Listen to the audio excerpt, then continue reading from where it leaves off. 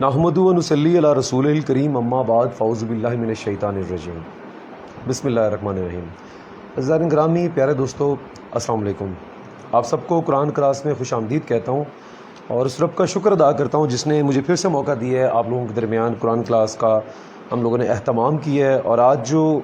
سورہ جس کا ہم نے مطالعہ کیا ہے، میں کوشش کروں گا کہ اس کے اوپر جتنی میں نے تحقیق کی ہے اور جو میں سمجھ پایا ہوں میں آپ کے ساتھ بیان کروں، اور اللہ تعالیٰ سے دعا کرتے ہیں اس میں کوئی کمی اور بیشی ہو جائے تو اللہ تعالیٰ ہمیں معاف فرمائے۔ سورۃ فاتحہ ایک کامن سورہ ہے جس کو ہم 20 مرتبہ دن میں بھی پڑھ لیتے ہیں، اور ایک ایسی کامن سورت ہے جس کو نماز کے علاوہ بھی ادا کیا جاتا ہے اور فاتحہ میں بھی استعمال کیا جاتا ہے۔ اس کا نام جو فاتحہ ہے، الفاتحہ، اس کا مطلب ہے کھول دینا، سٹارٹ کر دینا۔ This is what you call the inauguration کرنے والی سورہ ہے، یہ سٹارٹ کرنے والی سورہ ہے۔ اب سورۃ فاتحہ کے متعلق بہت سارے محدثین جو راوی کہتے ہیں اس میں جو سٹارٹ کیا جاتا ہے سورۃ فاتحہ کا، کہ نزول قرآن کے اعتبار سے یہ پہلی سورت مکمل سورہ ہے جو نازل کی گئی تھی۔ اس سے پہلے اقرأ بسم ربک الذی خلق، سورۃ مزمل اور سورۃ قلم، ڈفرینٹ ورسز کی صورت میں اللہ تعالیٰ نے نبی محترم صلی اللہ علیہ وسلم کے اوپر آیات اتاری، اور یہ پہلی مکمل سورہ تھی جو قرآن پاک میں نازل ہوئی، اور اسے قرآن پاک کا اثاثہ یا مجموعہ کہا جاتا ہے۔ اور عرب میں سورۃ فاتحہ کے عرب والوں کو جس چیز سے زیادہ پیار ہوتا ہے وہ اس کے بہت سارے نام یا القابات رکھتے ہوتے ہیں، تو سورۃ فاتحہ کے انہوں نے کچھ نام رکھے ہوئے ہیں، جیسے کہ الشافیہ، الکافیہ، ام القرآن، اساس القرآن، ٹھیک ہے۔ تو ہمیں بھی بینگ اے مسلم سورۃ فاتحہ کے اس کے علاوہ بھی ایٹ لیسٹ ان 4 ناموں کا ضرور پتہ ہونا چاہیے، کیونکہ اللہ تعالیٰ کی ذات پہ ایمان لانا اور رسالت پہ یقین کرنے کے بعد ہمیں اس کی آخری کتاب پہ جو یقین ہے اور محبت بھی ہے ہمیں اس سے، تو ہمیں یہ پتہ ہونا چاہیے۔ اب میں اس کا تھوڑا سا لب لباب آپ کو بتا دوں سورۃ فاتحہ کا، پھر اس کو ٹرانسلیشن کے ساتھ کوشش کروں گا کہ بیان کر سکوں۔ سورۃ فاتحہ کے متعلق کہا جاتا ہے کہ صحیح مسلم میں حضرت اعلیٰ رسول صلی اللہ علیہ وسلم سے روایت کرتے ہیں، اللہ تعالیٰ کہتے ہیں کہ میں نے سورۃ فاتحہ کو جو ہے برابر تقسیم کیا ہے نا، بندے اور اپنے درمیان ایک برابر تقسیم کر دی ہے۔ اس کو دعا بھی کہا جاتا ہے، الصلاح بھی کہا جاتا ہے، اس کو نماز کا حصہ بھی کہا جاتا ہے۔ اور ایک جگہ پہ ہے ابن ماجہ میں کہ رسول صلی اللہ علیہ وسلم سے روایت ہے کہ اگر سورۃ فاتحہ کو نماز میں نہ ادا کیا جائے تو نماز فاسد ہو جاتی ہے، نماز نہیں ہوتی۔ مطلب یہ ایک پرائورٹی ہے ایک مسلمان کی جو نماز ادا کرے، اور فرض نمازوں میں کم از کم ہم 17 مرتبہ سورۃ فاتحہ کو پڑھتے ہیں۔ اگر سنت اور نوافل ملا دیا جائے تو کم و بیش 45 مرتبہ نا ہم اس سورت کو پڑھتے ہیں۔ تو بہت مرتبہ پڑھی جانے والی جو سورہ ہے، ایٹ لیسٹ ہمیں اس کا ترجمہ، اس کی کیا ہے، اللہ تعالیٰ اس میں ہم سے پیغام کیا دینا چاہتے ہیں، ایک مسلمان کو پتہ ہونا بہت ضروری ہے۔ صحیح مسلم ہے کہ حضرت اعلیٰ رسول وسلم سے روایت کرتے ہیں کہ اللہ تعالیٰ نے فرمایا میں نے نماز کو اپنے اور بندے کے درمیان پورا تقسیم کیا ہے، نصف حصہ اپنے لیے اور نصف میرے بندے کے لیے۔ جب وہ الحمدللہ رب العالمین کہتا ہے، میری حمد بیان کرتا ہے اور بڑائی بیان کرتا ہے کہ تمام جہانوں کا مالک اللہ تعالیٰ ہے، اس کے بعد وہ میرے ثنا بیان کرتا ہے کہ میں رحمان بھی ہوں، رحیم بھی ہوں۔ پھر اس کے بعد وہ دعا کرتا ہے، رحمان، اللہ تعالیٰ فرماتا ہے میرے بندے نے میری ثنا کے بعد جب یہ کہا کہ یہ جان لیا کہ مالک یوم الدین کے ڈے آف ججمنٹ کا مالک میں ہی ہوں، اس کے بعد وہ مجھ سے دعا کرتا ہے کہ اہدنا الصراط المستقیم، سیدھے راستے پہ چلنے کی دعا کرتا ہے۔ تو اللہ تعالیٰ نے اپنے بندے کے لیے پہلا حصہ اپنے لیے اور اگلا حصہ بندے کی اصلاح کے لیے، اس کی ڈیولپمنٹ کے لیے اللہ تعالیٰ نے رکھا ہوا ہے اس سورۃ فاتحہ میں۔ تو میں بنا تاخیر کے ساتھ اس کو شروع کرتا ہوں۔ اب سورۃ فاتحہ جو ہے اس میں 7 آیات ہیں۔ اب تھوڑا سا ایک اور چیز یہاں سمجھنے والی ہے کہ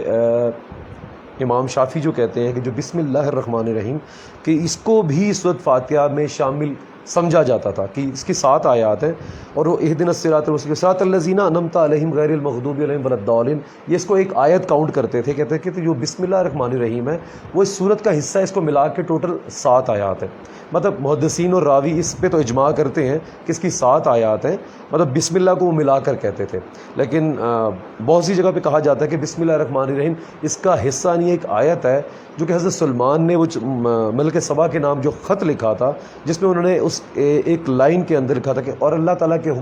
نام کے ساتھ جو بڑا رحمان و رحیم ہے، اس کا استعمال تب کیا تھا۔ تو خیر یہ زیر بحث نہیں ہے، سورۃ فاتحہ کو ہم پڑھتے ہیں۔ پہلے تو میں اس کی تلاوت کر لیتا ہوں۔ بسم اللہ الرحمن الرحیم، الحمدللہ رب العالمین الرحمن الرحیم مالک یوم الدین ایاک نعبد و ایاک نستعین اہدنا الصراط المستقیم صراط الذین انعمت علیہم غیر المغضوب علیہم ولا الضالین۔ ترجمہ ہے اس کا اللہ ترجمہ یوں بیان کرتے ہیں، اللہ تعالیٰ تمام تعریفیں اللہ کے لیے جو تمام جہان کا مالک ہے، جو رحمان بھی ہے رحیم بھی ہے، جو روز جزا کا مالک ہے۔ ہم تیری ہی عبادت کرتے ہیں، تیری ہی بندگی کرتے ہیں، ہمیں سیدھے راستے پہ چلا، ان لوگوں کا راستہ جن پہ تیرے انعام یافتہ لوگ ہیں، نہ کہ ان لوگوں کا راستہ جو معتوب ہیں جن پہ تیرا عذاب آیا۔ تو الحمدللہ رب العالمین، اب پہلا لفظ حمد جو بیان یہاں پہ کی جا رہی ہے، الحمد، اس کا مطلب ہے تعریف بیان کرنا، لیکن یہاں پہ صرف تعریف کا لفظ استعمال نہیں کیا جائے گا، تعریف اور شکر ادا کرنا۔ تعریف تو اگر کوئی چیز آپ کی آنکھوں کو بھلی لگتی ہے تو آپ اس کی بھی تعریف کر سکتے ہیں، وہ آپ کو ڈائریکٹلی کوئی فائدہ تو نہیں دے رہی ہوتی، لیکن آپ اس کی تعریف کرتے ہیں۔ جیسے اللہ تعالیٰ کے پھول اگر آپ دیکھیں، بڑا خوشنما آپ کو فیل ہوتا ہے آپ کی آنکھوں کو، آپ اس کو دیکھیں، آپ کو خوبصورت لگتا ہے، آپ اس کی تعریف کرتے ہیں، لیکن آپ کی ذات کو ڈائریکٹلی اس سے کوئی فائدہ نہیں ہے۔ لیکن جب یہاں پہ ذکر اس باری تعالیٰ کا، اس ذات کا ہو رہا ہے، الحمد، تعریف اللہ کے لیے اور شکر اللہ تعالیٰ کا، ٹھیک ہے، شکر اللہ تعالیٰ کا اور تعریف اللہ تعالیٰ کی۔ یہاں پہ کچھ کوشچن رائز ہوتے ہیں، اس سے پہلے میں آپ کو یہ بتا دوں کہ کچھ ورسز ہیں جن کا ریفرنسز دے کے میں آپ کو ذکر کرنا چاہتا ہوں کہ اس میں کہا گیا سورۃ الحجر کے 87 نمبر ورسز میں کہا گیا کہ بے شک ہم نے آپ کو بار بار دہرائی جانے والی 7 آیات دی ہیں۔ سورۃ فاتح کے متعلق سورۃ الحجر میں بھی اللہ تعالیٰ بیان کر چکے ہیں 87 نمبر ورس میں کہ میں نے تمہیں بار بار دہرائی جانے والی 7 آیات، اب قرآن پاک میں بار بار جو دہرائی جانے والی 7 آیات ہے، واضح ہو گیا ہے، جس کو دن میں ہم بیشتر دفعہ پڑھتے ہیں۔ میں جیسے بیان کر چکا ہوں کہ 17 مرتبہ اب فرض نمازوں میں، 17 مرتبہ فرض نمازوں میں اگر آپ سنت اور نوافل کا اہتمام کرتے ہیں ایک مسلمان، تو 45 مرتبہ سورۃ فاتحہ کو دہرا دیتا ہے۔ تو اب سورۃ الحجر سے یہ ثابت ہو جاتا ہے کہ اللہ تعالیٰ کہتے ہیں وَلَقَدْ آتَيْنَاكَ سَبْعًا مِنَ الْمَثَانِِ وَالْقُرْآنِ الْعَظِيمِ، اور بے شک ہم نے آپ کو بار بار دہرائی جانے والی 7 آیات عطا کی سورۃ فاتحہ، ٹھیک ہے۔ اور آگے چل کے ہے کہ اللہ تعالیٰ کے اب الحمد کا ذکر کر رہے تھے ہم نا، کہ الحمد مطلب تعریف یا شکر اس رب کا۔ ہم کھانا کھاتے ہیں، کھانا کھانے کی جس طرح دعا ہے کہ الحمدللہ الذی اطعمنا وسقانا، کہ ہم نے جو کھایا پیا اس کا شکر اللہ تعالیٰ کا ادا کرتے ہیں۔ جب ہم واش روم جاتے ہیں، اس کے واش روم سے واپسی کی دعا جو اللہ تعالیٰ نے بتائی کہ اللہ تعالیٰ جو مجھ پہ یہ اذیت تھی، جو اس سے تو نے مجھے نجات دلا دیا، میں تیرا شکر ادا کرتا ہوں۔ اب یہ چھوٹے چھوٹے لیکن دیکھا جائے تو بہت ہی ضروری وہ شکر ہیں جو اللہ تعالیٰ کا ہم ادا کرتے ہیں۔ اللہ تعالیٰ نے ہماری ذات پہ بہت سارے احسانات کیے ہیں، جس کی وجہ سے جب بھی کسی چیز کا آپ شکر ادا کرتے ہیں، تعریف بیان کرتے ہیں، اس کے پیچھے دیر از اے ریزن بیہائنڈ، کہ آپ کو ریزن معلوم ہونی چاہیے نا کہ آپ کسی شخص کا شکر کیوں ادا کریں گے۔ اگر کوئی شخص آپ پہ احسان کرتا ہے، آپ کے والدین کا آپ پہ احسان ہے، آپ چھوٹے سے آپ بچے تھے، انہوں نے آپ کو بلوغت سے لے کے آپ کی جوانی تک آپ کو رہنمائی بھی فرمائی ہے، انہوں نے آپ کو پالا پوسا بھی ہے، انہوں نے آپ کی تکالیف کو دور بھی کیا، اپنے بھوک پیاس کا بھی خیال رکھا ہے، کیونکہ انسان اشرف المخلوقات ہے، اللہ تعالیٰ نے اپنا یہاں پہ رہبرہ میں بنا کر بھیجا ہوا ہے کہ انسان کو اللہ تعالیٰ نے وہ ساری چیزیں اللہ تعالیٰ نے اپنے رہنمائی کی عطا کرنے کے ساتھ، دیکھیں جب ہمارے والدین ہماری رہنمائی بھی کرتے ہیں، ہمیں پالتے پوستے، تو ہم ان کے شکر گزار ہوتے ہیں۔ اور قرآن پاک میں اللہ تعالیٰ نے بیشتر جگہ پہ والدین کی نافرمانی پہ سخت وعیدیں بھی کی ہیں کہ دیکھیں آپ کو ان کا شکر گزار ہونا چاہیے، جیسے بچپن میں انہوں نے آپ کو پالا، پھر آپ پہ بھی فرض ہے جب آپ جوان ہو جائیں تو آپ ان کی کفالت کریں، آپ ان کی دیکھ بھال کریں، اس کے مطلب بہت ساری اگزامپلس بھی ہیں۔ اب اللہ تعالیٰ کا شکر ہم کیوں ادا کریں؟ ایک مسلم کے لیے سب سے پہلے تو شکر کی بات یہ ہونی چاہیے کہ مسلمان ہے، کلمہ گو ہونے کے بعد اللہ تعالیٰ کا شکر ادا کرنا چاہیے کہ توحید اور رسالت کو جب انسان مان لیتا ہے، اس کے بعد آخرت پہ یقین جب کرے تو اس کا شکر اس لیے ادا کریں۔ اگر آپ اپنے جسم انسانی پہ غور کریں تو بیشتر نعمتیں اللہ تعالیٰ نے ہمیں جسم انسانی میں دے دی گئی ہیں۔ اللہ تعالیٰ نے جو ہمیں نعمتوں سے نوازا ہے، جو ہمیں آنکھیں دی ہیں، دل دیا ہے، قلب دیا ہے، سوچنے کی صلاحیت دماغ دی ہے، تو اس پہ ہم اللہ تعالیٰ کا شکر گزار ہیں۔ پھر اللہ تعالیٰ نے قرآن پاک میں بہت سی جگہوں پہ اس طرح سے بھی بتایا کہ تم میرا شکر کیوں نہ ادا کرو، میں نے تمہارے اوپر جو اگر تم نہیں دیکھتے، سورۃ کاف میں بھی ہے کہ میں نے تمہارے اوپر ایک آسمان کھڑا کر دی، جو بنا کسی شگاف کے میں نے اس کو تمہارے ایک چھت بنا دی آسمان کو، تم نے زمین کو نہیں دیکھا جس کو میں نے تمہارے لیے بچھا دیا، اس پہ پہاڑ کر دیے ہیں، اس میں پودے اور بیشتما قسم کے درخت اگا دیے ہیں، اور پھر میں آسمان سے پانی برساتا ہوں۔ یہ سورۃ کاف کی آیات ہیں، آپ پڑھیں جا کے، تو میں اس میں پانی برساتا ہوں، پھر تمہارے لیے پھر پھلوں کا اہتمام کیا، رزق کا اہتمام کیا۔ اللہ تعالیٰ کی بے شمار نعمتیں ہیں جو بندے پہ ہیں، تو اس لیے الحمد، تعریف یا شکر اس رب کا جو تمام جہانوں کا مالک ہے۔ اب رب العالمین یہ دوسرا حصہ ہے، رب العالمین اللہ تعالیٰ کہہ رہے ہیں کہ دوسرا حصہ جو ہے رب العالمین، کہ اللہ تعالیٰ صرف ایک جہان کا نہیں، تمام جہانوں کا مالک ہے۔ اب ہمارا ذہن، ہماری جو وسعت ہے، ہم اللہ تعالیٰ کی काउंटलेस ब्लेसिंग को नहीं काउंट कर सकते, ठीक है। हम सिर्फ हमारा फैमिली बिलीव है बीइंग अ मुस्लिम कि अल्लाह ताला का शुक्र इसलिए अदा करना चाहिए यहाँ पे क्योंकि वक्त के दामन में इतनी गुंजाइश नहीं है, वरना इसका लेक्चर जैसे शेख उमर साहब के साथ भी सेटिंग हुई है कुरान और अहदीस की रोशनी में, और साइंटिफिकली सूरत फातिहा को उन्होंने जो है ना वैसे भी लेक्चर में बयान किया, क्योंकि अगर इस लफ्ज़ अल्हम्दुलिल्लाह पे ही गुफ्तगू कर ली जाए, क्योंकि मैं कह चुका हूँ कि हमारी ज़ुबान हमारी दिमाग की वसअत इतनी नहीं है कि हम अल्लाह ताला की नेमतों को और ब्लेसिंग को काउंट कर सकें और बयान कर सकें। हम मरते दम तक थक जाएंगे, लेकिन वो एक साइंटिफिकली सर्च है कि एक कॉमन मैन अपनी ज़िंदगी में मरते दम तक 5% अपने दिमाग का इस्तेमाल कर लेता है, और जो साइंटिस्ट हैं, जो साइंटिफिक लोग हैं, वो 10% तक अपने दिमाग का इस्तेमाल करते हैं, बाकी हिस्सा उनका वैसे ही रह जाता है। ये जितनी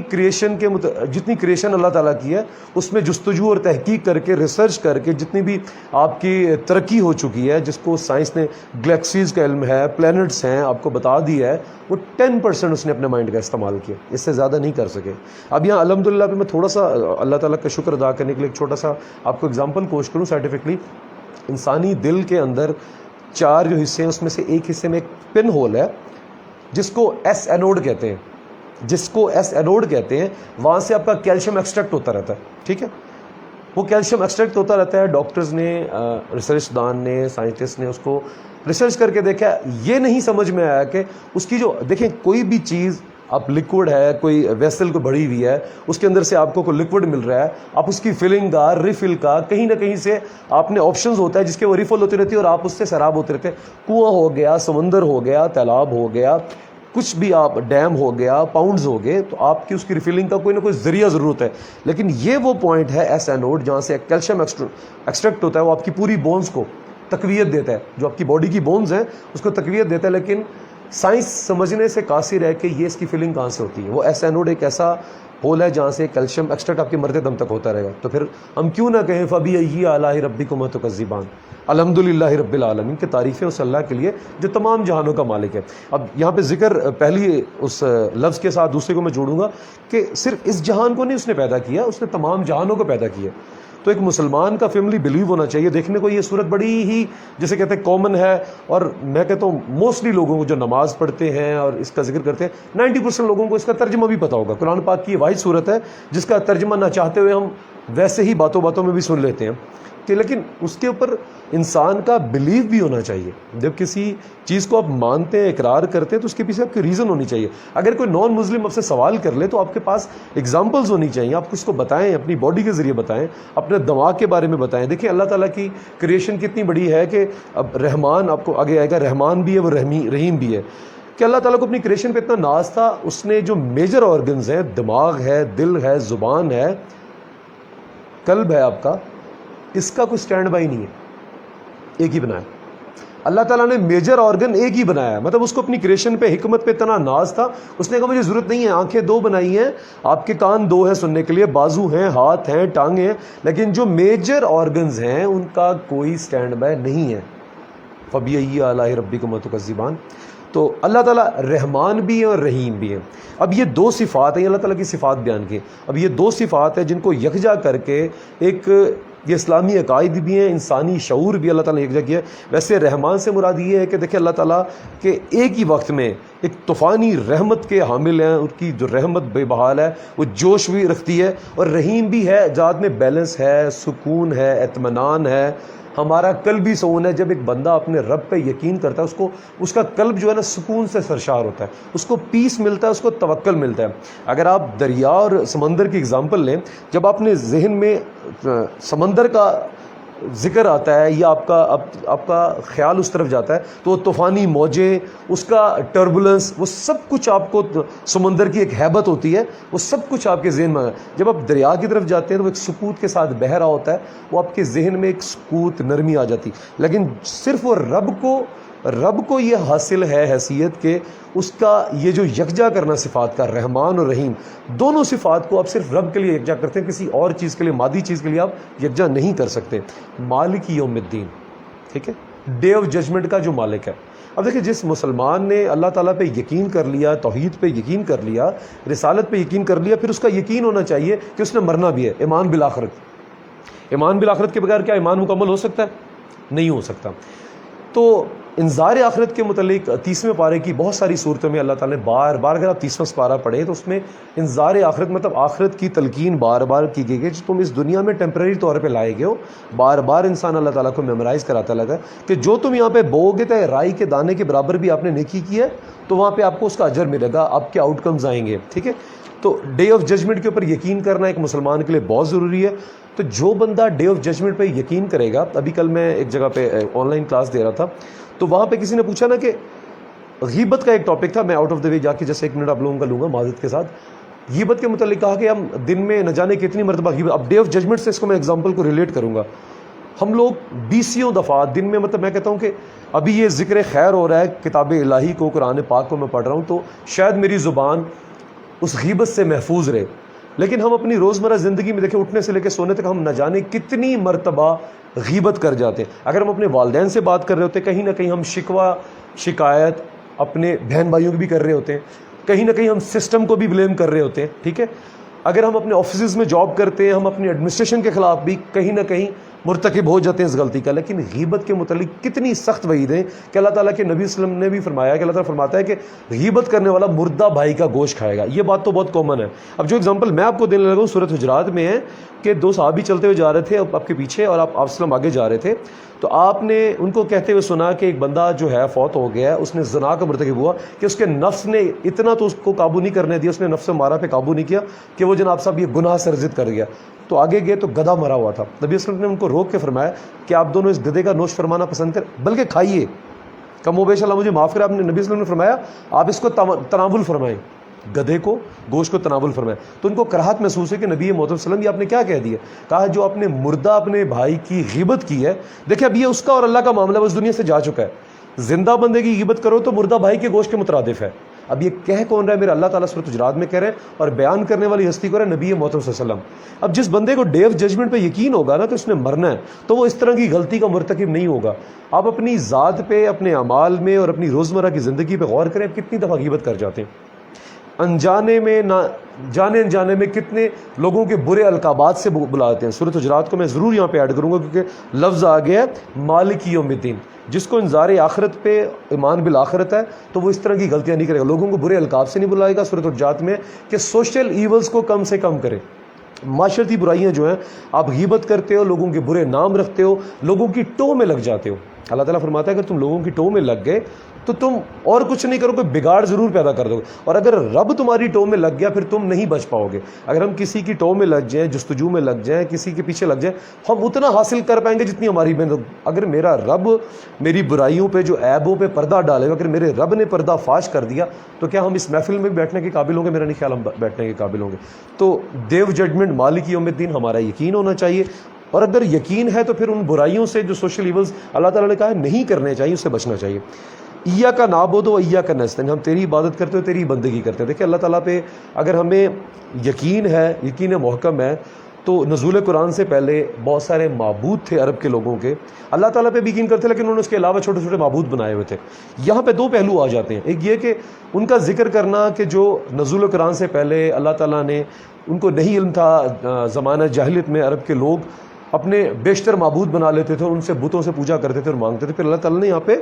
تفریق کر کے کہا، واضح کر دیا ہے کہ صرف رب وہ ہے رب العالمین جس نے تمہیں دینا ہے، جس نے تمہیں عطا کرنا ہے. تیمور بھائی نے پچھلے لیکچر میں بیان کی، بڑی خوبصورت بات کی تھی کہ اللہ تعالیٰ زندہ اور جاوید ہے.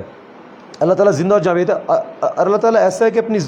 بندے کی ڈیولپمنٹ میں ہر پل کوشاں ہے، ہر پل بندے کی ڈیولپمنٹ کر رہا ہے. ایک یہ ہوتا ہے کہ اگر ایک بندہ کسی ڈیوٹی پہ معبود ہو جائے، مسلط کر دیں، وہ بیٹھ کر ڈیوٹی کرے تو اس کا جو احاطہ ہوگا وہاں تک اس کو نظر آئے گا. اور ایک شخص کسی کو واچ کر رہا ہے، وہ اوپر سے واچ کر رہا ہے تو اس کی گرپ، اس کی جسے کہہ سکتے ہیں اس کی بصیرت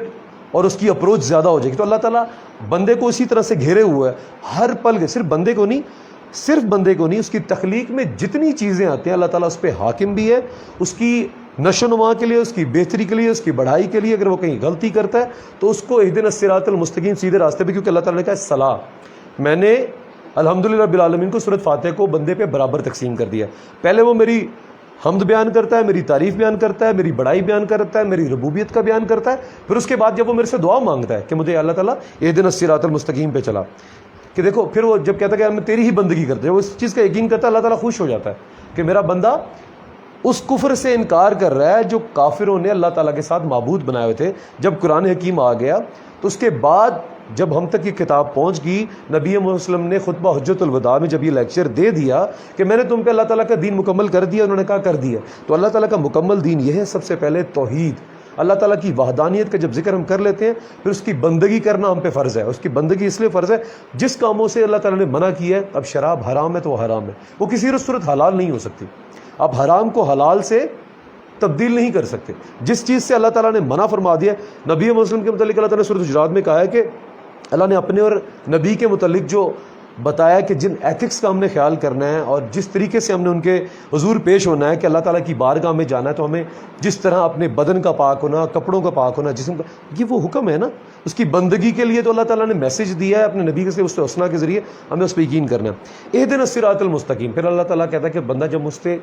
اہدنا الصراط المستقیم کی دعا کرتا ہے تو پھر میں اس بندے کو ہدایت بھی عطا کرتا ہوں, کیونکہ ہم مانگ کس ذات سے رہے ہیں, ہمارا یقین محکم ہے کہ وہ ذات ہمیں سیدھے رستے پہ چلائے گی. دیکھیں آپ کسی بھی عمل کے لیے کوشاں ہوتے ہیں,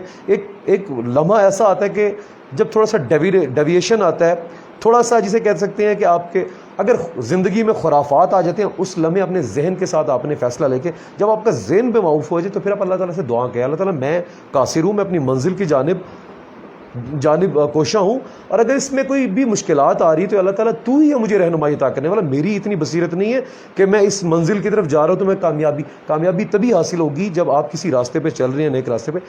اس کے لیے بھی آپ کو اللہ تعالیٰ سے دعا کرنی پڑے گی. اب جب آپ دن میں 17 مرتبہ اللہ تعالیٰ سے اہدنا الصراط المستقیم, اہدنا الصراط, یہ میں فرض نماز کی بات کر رہا ہوں, اور جب اس کو ملٹیپلیکیشن زیادہ ہو جائے گی, 2 ٹائمز ہو جائے گی, 3 ٹائمز ہو, 45 ٹوٹل ہے نا, مور دین 2.5 سمتھنگ ہو گیا نا, اتنی دفعہ ملٹیپلائی کرو گے 17 کو, آپ اللہ تعالیٰ سے بار بار کیا کہہ رہے ہیں اہدنا الصراط المستقیم, اہدنا. تو پھر میں نے سورۃ فاتحہ کو بندے پہ برابر تقسیم کر دیا, تو اللہ تعالیٰ کیوں نہیں ہمیں ہدایت دیں گے. پھر آگے آ رہا ہے صراط الذین انعمت علیہم, ان لوگوں کا راستہ جن پہ تیرے انعامات ہیں. اب یہاں پہ انعام یافتہ اللہ تعالیٰ کے کون سے لوگ ہیں, تو کہا جاتا ہے کہ وہ 4 لوگ ہیں. دیکھیں میسنجر پیغمبر اللہ تعالیٰ کے جو انعام یافتہ تھے, اللہ تعالیٰ نے ان پہ کتابیں بھی اتاری ہیں, ان کے ذریعے ہمیں ہدایت بھی دی ہے. شہداء ہیں, ٹھیک ہے, جن کو اللہ تعالیٰ کی راہ میں لڑتے اور حق کی راہ میں لڑتے شہادت جامنوش کرتے ہیں, اور شہید کے متعلق کہتے ہیں وہ زندہ ہوتے ہیں, شہید زندہ ہوتا ہے. تیسرے آ جاتے ہیں صدیقین اور صالحین. اب اللہ تعالیٰ سے دعا ہم کیا کریں گے, اللہ تعالیٰ ہمیں اپنے انعام یافتہ لوگوں میں کر. اب نبی اور پیغمبری کا سلسلہ خاتم النبیین رسول اللہ صلی اللہ علیہ وسلم پہ ختم ہو چکا ہے, وہ نہیں ہوگا. اب شہداء کا تب تک آپ کو پتہ نہیں لگتا جب تک وہ اللہ تعالیٰ کی راہ میں کٹ کر اپنی جان نہیں دے دیتا. نہیں تو شہید کا اس کے مرنے کے بعد پتہ لگتا ہے. فوج میں بہت سارے لوگ جاتے ہیں اپنے ملک کی, اپنے نیشن کو سرو کرنے کے لیے, اس جذبے کے ساتھ اسلامی ریاست کی حفاظت کرنے کے لیے, لیکن آپ کو پتہ نہیں ہوتا کہ فوج کے سب لوگ شہادت کے درجے تک فائز ہوں گے. پتہ ضرور ہوتا ہے کہ ان میں سے شہید ہو سکتے ہیں, مطلب آپ ان کے ساتھ دوستی بھی رکھتے ہیں کیونکہ وہ نیشن کے محافظ ہیں, لیکن شہید کا پتہ تب لگتا ہے جب وہ آ جاتا ہے اللہ تعالیٰ کی راہ میں قربان ہو کر, وہ ایک انعام اللہ تعالیٰ کی طرف سے لے آتا ہے. تو ہمارے پاس رہ کون سے لوگ جاتے ہیں, صدیقین اور صالحین. تو ہماری دوستیاں کن لوگوں کے ساتھ ہونی چاہیے, سچے اور صالح لوگوں کے ساتھ, جو سچے ہیں اور صالح کا مطلب ہوتا ہے نیک عمل کرتے ہیں, نماز کا اہتمام کرتے ہیں, کسی کا مال نہیں غبن کرتے ہیں, یتیم کی کفالت کرتے ہیں, اچھا زکوٰۃ کا اہتمام کرتے ہیں. 5 پلرز آف جو ہمارے اسلام ہے, نماز, روزہ, حج, زکوٰۃ. پھر اللہ تعالیٰ جب ان کو دیتا ہے وہ حج کے لیے بھی جاتے ہیں اور زکوٰۃ بھی کرتے ہیں اللہ تعالیٰ سے. پھر وہ کہتے ہیں کہ آخری جو اس میں ورس ہے 7ویں کہ غیر المغضوب علیہم ولا الضالین, نہ کہ ان لوگوں میں جن پہ تیرا غضب ہوا, جو معتوب ہو گئے, جو بھٹک گئے. اب اللہ تعالیٰ سے یہ بھی کہنا کہ اللہ تعالیٰ ہمیں بھٹکیوں میں شمار نہ کریں, کیونکہ انذار آخرت پہ اگر یقین ہے تو پھر اس سزا اور جزا پہ یقین رکھیے کہ اللہ تعالیٰ نے کہا کہ رائے کے برابر بھی اگر نیکی ہوگی تو ملے. لیکن اگر آپ نے کسی کی دل آزاری کی, کسی کے احساسات کو تکلیف پہنچائی, آپ نے زنا کا مرتکب کیا, آپ نے جھوٹ بولا, فریب کیا, والدین کی نافرمانی کیا,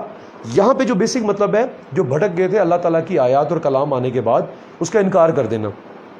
پھر دنیاوی رب بنا لینا, مطلب اللہ تعالیٰ کے علاوہ لوگوں سے مانگ لینا, مطلب امید لگا لینا. دیکھیں اللہ تعالیٰ نے انسان کو وسیلہ بنا کر ضرور پیش کیا, اور وہ کہتے ہیں نا کہ ایک شعر ہے کہ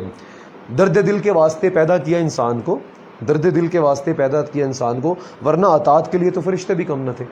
یہاں تک سمجھ آتی ہے کہ دیکھیں اللہ تعالیٰ نے انسان کو انسان کی لیے پیدا کیا ہے، اس کی غم گساری کے لیے، اس کی رہنمائی کے لیے، اس کے کام آنے کے لیے، اور یہی ہے حقوق اللہ شاید اللہ تعالیٰ معاف کر دیں، حقوق العباد معاف نہیں کریں گے، لیکن حقوق اللہ میں اللہ تعالیٰ کے ساتھ کسی کو شریک ٹھہرانا یہ اللہ تعالیٰ معاف نہیں کریں گے۔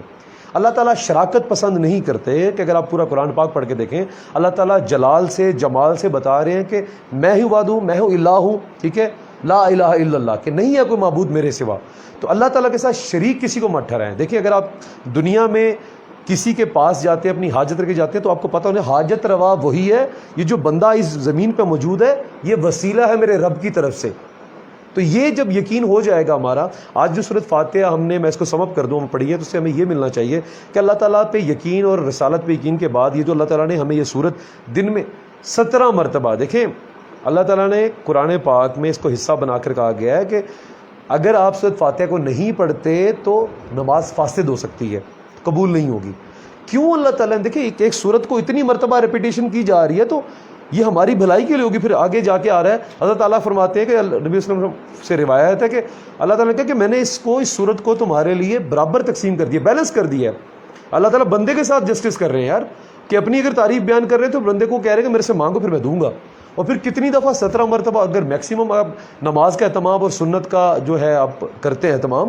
تو یہ دیکھیں آپ 45 ٹائم یہ سورت پڑھ رہے ہیں۔ سورت کی پریورٹی، سورت کی امپورٹنس اتنی تو ہے کہ اللہ تعالیٰ نے اس کو ہر نماز میں شامل کیا ہے۔ تو دعا اللہ تعالیٰ سے سب سے پہلے تو اللہ تعالیٰ ہمیں اس قرآن پاک کو پڑھنے کی، سمجھنے کی توفیق عطا فرمائے۔ پھر اس کا جو مین میسیج ہے، اور دیکھیں یہ جو سورت آج ہم نے پڑھی ہے اس کی امپورٹنس آج ہمیں پتہ لگ جانی چاہیے کہ اللہ تعالیٰ نے بارہا طور پہ اس کو شامل کیا ہے، پھر اس کی امپورٹنس بھی بتائی ہے، پھر اس کے ذریعے میں جو میسیج دیا ہے، مطلب ایک کوزے میں بند کر دیا کہ اللہ تعالیٰ کی تعریف بھی بیان کرو، اس کا شکر بھی ادا کرو، پھر اسی سے اہدنا الصراط المستقیم بھٹک جاؤ، پھر انعام یافتہ لوگوں کے ساتھ زندگی گزارو۔ تو دعا ہے میری اللہ تعالیٰ سے کہ جو کچھ میں نے بیان کیا یہاں پہ، اس میں میرے سمجھنے میں ہے، بیان کرنے میں کوئی کوتاہی ہوگی ہو تو اللہ تعالیٰ معاف کرے۔ وما علینا الا البلاغ المبین۔